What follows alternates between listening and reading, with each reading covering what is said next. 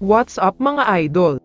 RHJ, sobrang bumilib daw kay Scottie Thompson.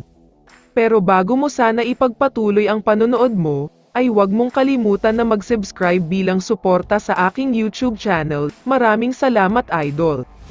Silver medal, yan ang nakuha ni Rondae Hollis Jefferson at ng bansang Jordan. Matapos nga silang talunin ng Gilas Pilipinas, masaya naman daw si RHJ kahit papaano, dahil alam niyang binigay nila ang best nila para subukan na manalo. Medyo nagkulang nga lang daw sila sa dulo, dahil sa ganda ng game plan ng Gilas, nagkataon pa nga daw na sobrang pangit ang laro nila at shooting ng Jordan, kaya mas lalong nawala ang chance nila na manalo. Credits nga daw sa game plan ng Gilas kaya natalo sila.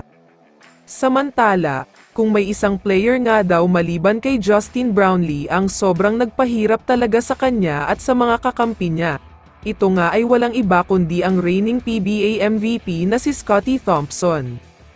Inamin nga mismo ni RHJ na binalaan daw niya ang mga kakampi niya tungkol sa mga kayang gawin ni Scottie Thompson, dahil alam nga niya kung anong klaseng player ito, dahil ilang beses na niyang nakaharap at nakalaban sa PBA.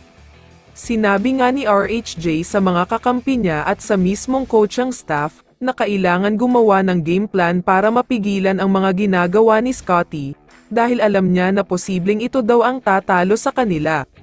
Gumawa naman daw ng game plan ang Jordan pero ang problema ay parang wala rin daw nangyari, medyo napababa nga nila ng kaunti ang contribution niya sa puntos, pero nagawa pa rin daw nito ang mga hustle plays na ginagawa niya. Kaya naman maliban kay Justin Brownlee, credits rin daw talaga dapat kay Scottie Thompson dahil pinahirapan nito ang mga guards ng Jordan, at tila naubusan nga ng energy ang mga guards nila dahil sa kanya.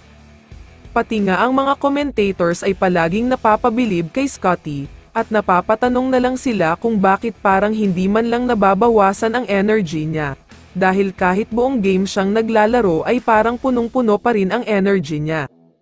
Kung ako naman ang tatanungin, minsan nagtataka rin ako kung bakit masyadong mataas ang energy ni Scottie Thompson, at sobrang napapabilib din talaga ako sa mga hustle plays na ginagawa niya sa court.